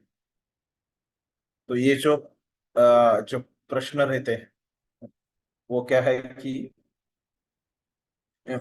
यहाँ पे जो आपको पढ़ा रहे हैं, और जो हमारे ये परीक्षा के जो ये है डीन ऑफ एकेडमिक्स जो है हमारे बीवीआरबी के कॉलेज के, वो क्या करते हैं, ये प्रश्न पत्रिका बनाते हैं। और जब बनाते हैं तो क्या करते हैं, जो 80% प्रश्न रहते हैं वो क्या करते हैं, वो हैंडबुक जो आपको मिला है उसी में से डाल देते हैं वैसे के वैसे ही। और 20% प्रश्न उसमें से वो बाहर से डाल सकते हैं अगर उनकी इच्छा है, नहीं तो हैंडबुक से भी वो डाल सकते हैं। लेकिन अगर बाहर से डालना है तो कहाँ से डालेंगे, केवल प्रभुपाद की किताबों से डालेंगे, है ना? प्रत्येक छात्र परीक्षा से पहले प्रश्न बैंक के उत्तर तैयार कर सकता है ना। जैसे आपके प्रश्न बैंक में जो प्रश्न है ना, तो आपको जो मैंने बोला कि परीक्षा के लिए आपको 1 हफ्ते की छुट्टी दी जाएगी। तो वो जो छुट्टी दी है उसमें प्रिपरेशन लीव है ना, जैसे आपको कॉलेज में थी, तो वैसे आपको छुट्टी दी जाएगी। उसमें आपको खुद के वो प्रश्नों के उत्तर खुद से लिखना है, अपने दम पे, किसी को पूछ के नहीं लिखना है। यदि कोई संदेह है तो कोई स्पष्टीकरण के लिए प्राथमिक शिक्षक, जो आपके प्राथमिक शिक्षक है केशव निमाई को, उनसे आप उनको पूछ सकते हैं। आपको कुछ समझ नहीं रहा है तो आप एक दूसरे के बीच में चर्चा मत कीजिए। आपके जो शिक्षक है उनका नंबर मैं आपको भेजूंगा, वो ईमेल आईडी भेजूंगा, तो उसमें आप पूछ सकते हैं। उनके इसमें व्हाट्सअप नहीं है ना, तो इसलिए उनको ऐड नहीं किया, वो व्हाट्सअप यूज करना नहीं चाहते। आप उनको फोन कर सकते हैं, एसएमएस कर सकते हैं, और ईमेल आईडी उनको कर सकते, ईमेल कर सकते, ईमेल आईडी।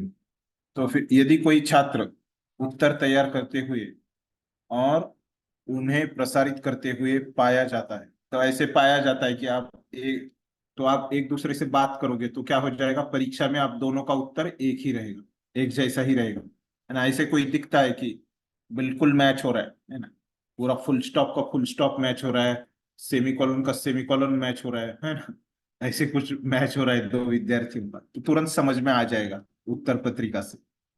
और तो उसे और प्राप्तकर्ताओं को के अनुसार दंडित किया जाएगा। तो उनको दंड दिया जाएगा इस प्रकार से। अगर कोई चर्चा करता है, आपको उत्तर नहीं मिल रहा है, समझ में नहीं आ रहा है, तो आप पूछिए इधर, है ना। यहाँ पे शिक्षक आपके लिए उपस्थित है ना। आपको कोई बोलेगा नहीं शिक्षक की मुझे पूछो मत ये प्रश्न, तो आपको समय देंगे। प्रत्येक इकाई के अंत में अगली इकाई शुरू होने से पहले प्रत्येक बैच के प्राथमिक शिक्षक द्वारा स्थानीय स्थान पर कुशल निरीक्षण के साथ परीक्षा आयोजित की जानी चाहिए।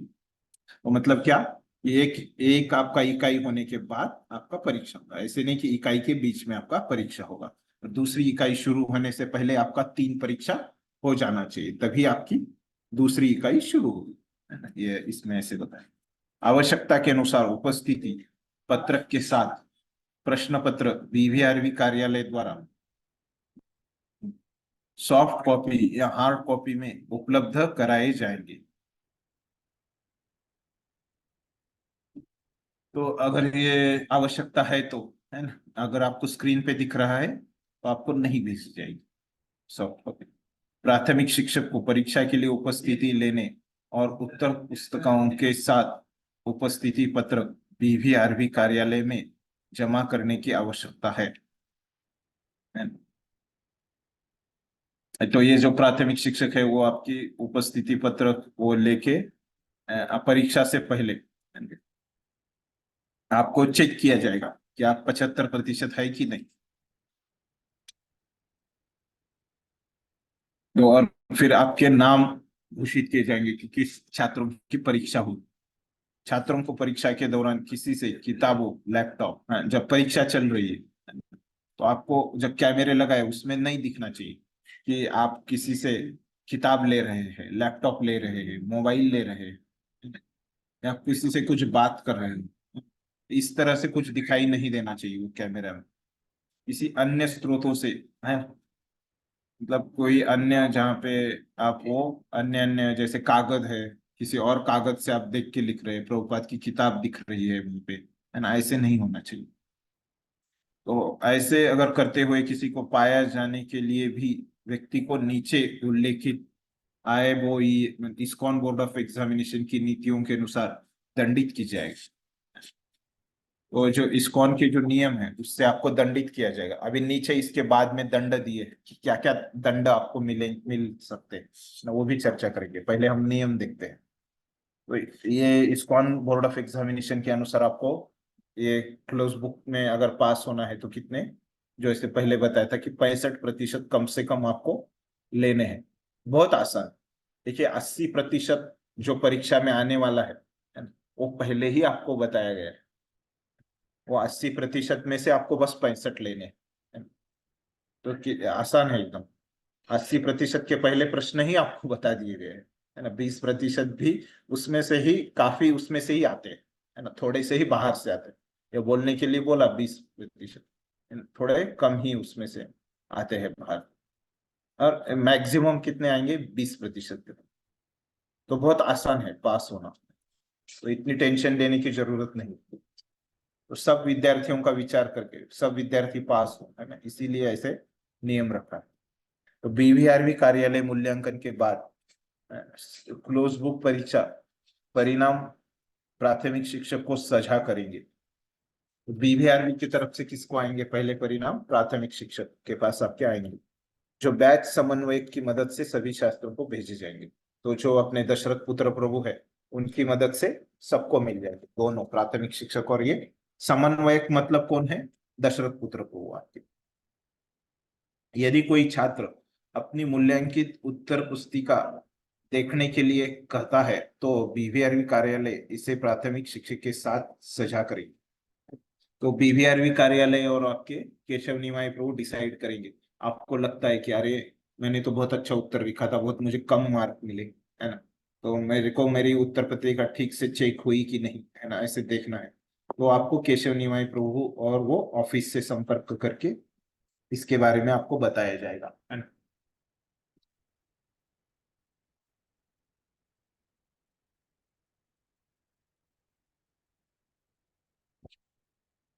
पुनर्मूल्यांकन, है ना, मतलब रीचेकिंग।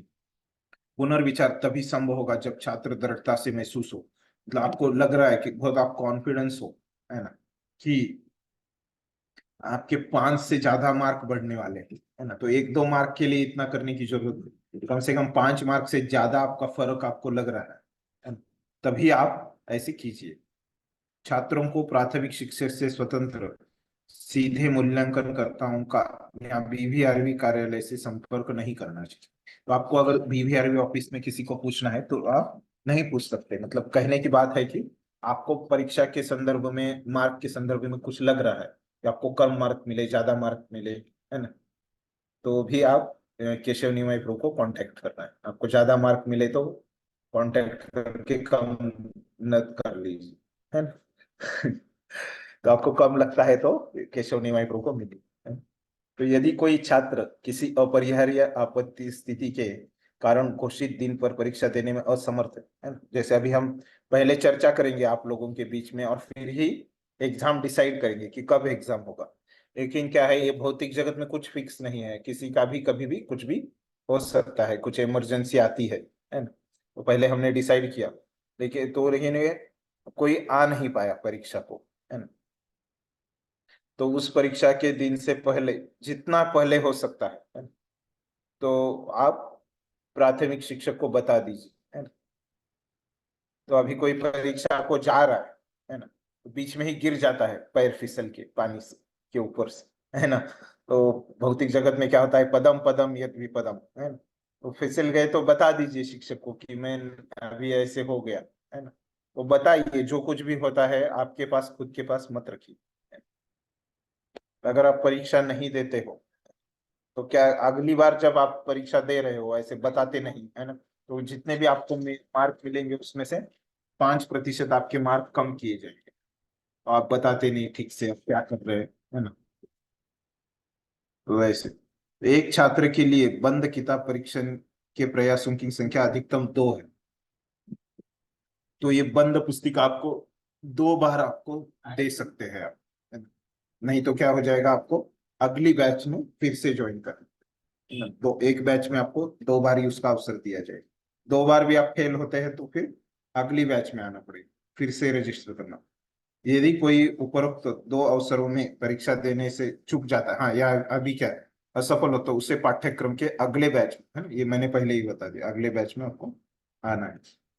तो खुली किताब परीक्षा, तो ये हो गई बंद किताब परीक्षा। खुली किताब परीक्षाओं के बाद नियमों के बारे में हम देखते हैं। तो प्राथमिक शिक्षक द्वारा प्रत्येक इकाई की शुरुआत में छात्रों को प्रश्न दिए जा सकते हैं। तो अभी प्राथमिक शिक्षक ने क्या की बोला है कि अपने अपने जो जो इकाई पढ़ा रहे हैं, है ना, तो ये क्या है, शुरुआत में ही आपको प्रश्न देने हैं, है ना, कि कौन से प्रश्न है ना। तो कल मैं जब शुरुआत करूंगा मेरी इकाई पढ़ाने की, है ना, तो शुरुआत में ही आपको मैं ये खुली किताब के 2 प्रश्न मेरी इकाई वाले मैं कल आपको दे दूंगा इस उपनिषद के, है ना, शुरुआत में ही देने हैं। यहाँ पे लिखा है प्राथमिक शिक्षक, हमारे प्राथमिक शिक्षक ने केशवनी माई प्रभु ने हमको बोला है कि आप लोग सब जो इकाई पढ़ाने वाले लोग हो, है ना, तो आप लोग दे दो। मतलब कम से कम मेरे को तो बोला है, आगे वाली इकाई का मुझे पता नहीं है, नहीं आप आगे वाली इकाई को खुद से देंगे। मुझे बताया केशवनी माई प्रभु ने, तो मैं कल आपको यहाँ पे क्लास में वो दे दूंगा, नहीं तो आज ही व्हाट्सएप ग्रुप में वो डाल दूंगा। ठीक है, व्हाट्सएप ग्रुप में मैं अगर कुछ डालता हूं तो सबको मिल रहा है दशरथ पुत्र को, सब विद्यार्थियों को, वो सब विद्यार्थी देख पा रहे हैं ना दशरथ पुत्र को। Yes, प्रभु। ऐसे एक दो भक्तों के पास जो नहीं है तो वो दूसरे से उनको लेना है ना। हाँ, यस प्रभु। तो सब सहमत है इससे। किसी को कुछ प्रॉब्लम है कि व्हाट्सएप ग्रुप से हम कम्युनिकेशन करते हैं उसमें किसी को कुछ समस्या है ना। ये बहुत आसान है वैसे, है ना? किसी भक्त को समस्या है तो बताइए अभी, है ना? ये सब हर एक को बताना, एक एक को बताना संभव नहीं है ना, प्रैक्टिकली। वैसे एक कॉमन प्लेटफॉर्म ही रहेगा जिसपे हम डाल सकते हैं। हम्म। प्राथमिक शिक्षक को छात्रों को यह दिशा निर्देश देने की आवश्यकता है कि प्रत्येक प्रश्न का उत्तर कैसे दिया जाना चाहिए, है ना? तो प्राथमिक शिक्षक बताने की जगह मैं ही आपको कल, मतलब जब भी वो हमारा ये होगा, पाठ्यक्रम होगा ये ईशोपनिषद का, तो मैं आपको बताऊंगा कि कौन से ईशोपनिषद के जो ओपन बुक के वो कैसे लिखने हैं, है? वो मैं बताऊंगा, वो आपको लिखने, आपकी थोड़ी बुद्धि लगा के, और जितना आपको मैं थोड़ा मोटा मोटी आपको मार्गदर्शन करूंगा, उसमें से आपको डिटेल में आपको ही लिखना है उस। तो पीटी मतलब ये अपना प्राथमिक, पीटी मतलब क्या है, प्राइमरी टीचर, है ना, प्राथमिक शिक्षक। बीवीआरवी कार्यालय से दिशा निर्देश, जो भी नियम है ना, जब आपका एग्जाम अगर शेड्यूल होता है तो उनको देखना है प्राथमिक शिक्षक। प्रत्येक उत्तर के लिए 800 से 900, है ना, ये बताया कि वो कितना लिखना है, 800 से 900 शब्द में लिखना है। और फिर प्राथमिक शिक्षक को प्रस्तुत करने की अंतिम तिथि की घोषणा करने की आवश्यकता है। इसके लिए आपको कुछ समय दिया जाएगा, उसी समय ने सबने एक साथ जमा करना है। ऐसे नहीं कि कोई लेट करेगा कोई पहले करेगा, सबने एक साथ देना है। यदि हाँ, और उसमें पासिंग कितना रहेगा, इसमें ओपन बुक में 60% को ही पासिंग है ना, क्लोज बुक में 65 को है ना, तो इसमें 60 को ही है। तो यदि कोई छात्र किसी अपरिहार्य उपस्थिति के कारण घोषित दिन पर ओबीए जमा करने में असमर्थ है, तो उसे निर्धारित दिन से पहले प्राथमिक शिक्षक को एक आवेदन जमा करना पड़ेगा। मतलब ये भी अगर आप नहीं कर पा रहे तो पहले ही आप बताइए, फिर उसे प्राथमिक शिक्षक द्वारा तय किए गए वैकल्पिक दिन में दिया जाएगा। यदि कोई ऐसे नहीं करता है तो क्या हो जाएगा, उसके 5% मार्क कम हो जाएंगे, फिर भी नहीं दे पा रहा है। फिर बीवीआरबी कार्यालय प्राथमिक शिक्षक को फीडबैक के साथ ओबीए परिणाम साझा करेगी। वह बैच समन्वयक की मदद से यह परिणाम को फीडबैक सभी छात्रों को भेज सकता है। कोई भी स्पष्टीकरण पॉजिटिव है प्राथमिक शिक्षक से पूछा जा सकता है। तो किसी को भी लग रहा है कि मेरे को मार्क कम हो रहे हैं ना, ये पहले भी चर्चा किया था हमने, है ना। मार्कों के संबंध में जो भी चर्चा है वो किससे करनी है, आपको प्राथमिक शिक्षक से करनी है। यदि कोई उपरोक्त दो अवसरों में ओबीए, दोनों में भी अगर कोई ओबीए नहीं देता है तो क्या हो जाएगा, वो विफल माना जाएगा और उसको क्या करना पड़ेगा, अगले बैच में आना पड़ेगा। ये बैच में वो क्या हो जाएगा, उसका ईयर डाउन हो जाएगा, उसका वैसे ये बैच डाउन हो जाएगा, तो अगले नेक्स्ट बैच में उसको आना पड़ेगा, है ना। जैसे हमारे कॉलेज में ईयर डाउन हो जाता है वाईडी, है ना, तो उसका क्या हो जाएगा, बीडी हो जाएगा, बैच डाउन हो जाएगा, है ना? तो उसी प्रकार फिर ये क्या हो जाएगा, श्लोक परीक्षा, है ना। तो ये दो परीक्षाएं होगी। अभी श्लोका टेस्ट, तो अभी उसमें श्लोका टेस्ट में पहला क्या है, प्रत्येक इकाई के अंत में, है ना, तो एक श्लोका परीक्षा होगी, है ना, दूसरी इकाई से उस विशेष इकाई के श्लोकों के लिए पॉजिटिव थिंकर द्वारा मौखिक श्लोक परीक्षण आयोजित किया जाएगा, है ना। तो आपके प्राथमिक शिक्षक इसकी योजना करेंगे कि आपका कैसे ये मौखिक परीक्षा लेना है। श्लोकों का उनके अनुवाद सहित प्रशिक्षण किया जाएगा। अनुवादों का शब्दशः होना जरूरी नहीं है, जैसे मैंने बोला कि अर्थ का शब्दशः होना जरूरी नहीं, लेकिन वो अनुवाद का पूरा अर्थ वहां पे आ जाना चाहिए, है ना। जो संस्कृत श्लोक है वो शब्दशः पूरा वैसे के वैसा आना चाहिए।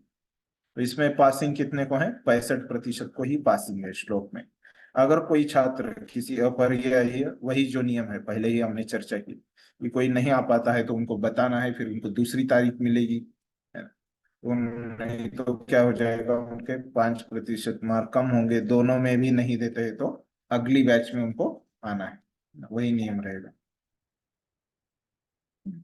तो अभी यहाँ पे जो दंड है ना, तो बार बार बोल रहे थे कि आपको दंड दिया जाएगा, दंड दिया जाएगा, तो क्या है वो दंड, है ना, ये हम यहाँ पे देखने वाले हैं। आखिरी पेज है ये, है ना? तो इसमें हम चर्चा करेंगे। तो इस्कॉन बोर्ड ऑफ एग्जामिनेशन द्वारा अनुमोदित शीर्षक पाठ्यक्रमों में साहित्यिक चोरी, धोखाधड़ी और दंड पर इस्कॉन बोर्ड की नीति, है ना। तो ये क्या हमारे बीवीआरबी के नियम नहीं है? तो ये इस्कॉन के नियम है ना। जो इस्कॉन का मैंने बोला कि एक विद्यापीठ है अपना इस्कॉन बोर्ड ऑफ एग्जामिनेशन, उनके ये नियम है। तो धोखाधड़ी का प्रकार, है ना, तो क्या करेंगे, तो उसके लिए अपराध क्या होगा और कितने समय के लिए होगा और दंड क्या होगा, है ना। तो ये सब यहाँ पे बताया गया है। तो दूसरे छात्र लेखक के पेपर से महत्वपूर्ण सामग्री की व्याख्या, तो मतलब दूसरे छात्र, है ना, दूसरा जो विद्यार्थी है उसके पेपर में वो देखता है, या लेखक मतलब किताब में देखता है ना, वो कोई व्याख्या देखता है ना। तो आपको क्या किया जाएगा, तो फिर से आपको लिखने का वहां पे बोला जाएगा ना, जो कागज है वो कट कर दिया और आपको फिर से लिखने को, यूनिट के लिए ओपन ग्रेड में 20% अंक की कमी आएगी। तो अगर ये ओपन बुक असेसमेंट भी जो है वो आप किसी का देख के लिखते हो, है ना, दो विद्यार्थियों का सेम लगता है ना? या किसी के किताब, किसी लेखक ने अनेक अनेक लेखकों ने किताबें लिखी है, तो किसी की किताब से आप ये कॉपी पेस्ट करते हो, है ना, ऐसे दिखता है, तो क्या किया जाएगा, वो आपको फिर से लिखना पड़ेगा, वो भी एक क्वेश्चन, है ना, ये ओबीए क्वेश्चन फिर से लिखना पड़ेगा। और फिर क्या हो जाएगा, आपके 20 मार्क भी कम किए मिलेंगे। और वैष्णव के गुण के रूप में सत्यनिष्ठा और ईमानदारी के विषय पर भक्ति शास्त्रों पर आधारित एक अतिरिक्त निबंध वैष्णव गुण बहुत महत्वपूर्ण है ना। उसमें जो है ईमानदारी और सत्यनिष्ठा, सत्य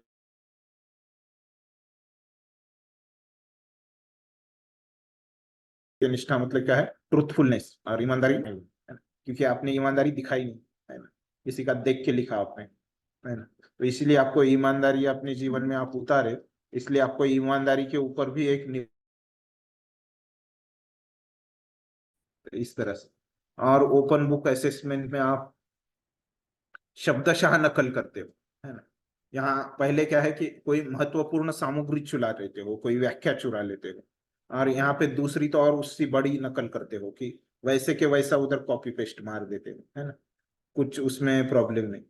तो फिर उसमें क्या हो जाता है, उसमें और ज्यादा 25% आपका कम किया जाए। तो यहाँ पे 20 ही था, तो यहाँ पे 25 किया जाएगा। फिर उसके बाद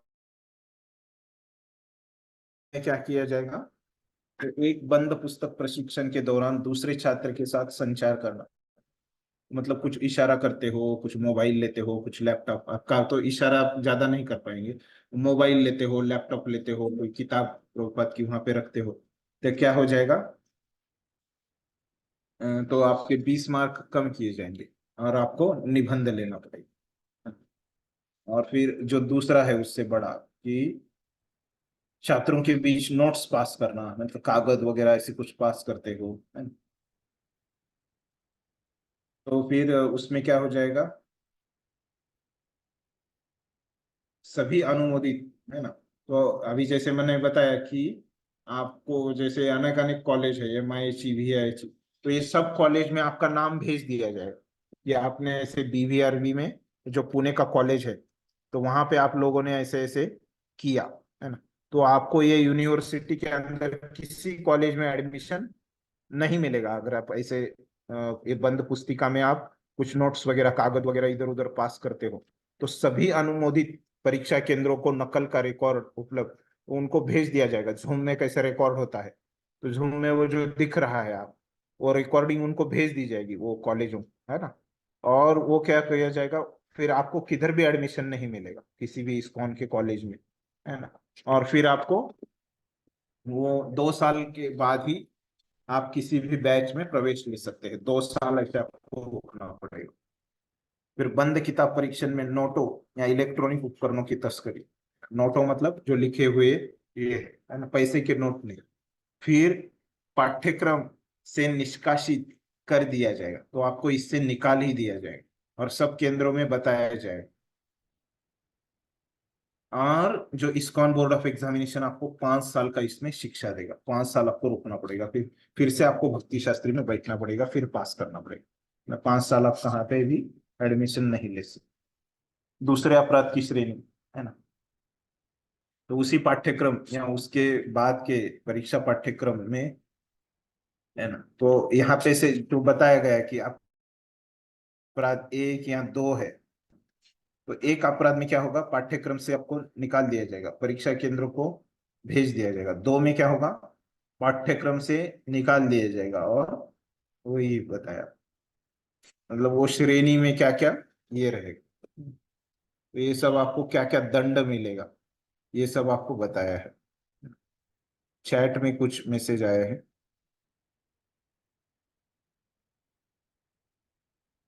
तो प्रभु जी पूछ रहे हैं कि although we have हिंदी भक्ति Shastri course, may I have today's tell in English, I may not be able to understand fully। हाँ, तो इंग्लिश और हिंदी में मैं दोनों में भेज दूंगा। तो प्रभु जी बोल रहे हैं कि क्या मुझे अंग्रेजी में मिल सकती है क्या, दोनों भाषा में ये फाइल मैं भेज दूँ। तो और किसी का कुछ प्रश्न है? मैं यहाँ रिकॉर्डिंग बंद करता हूँ, फिर आप पूछिए।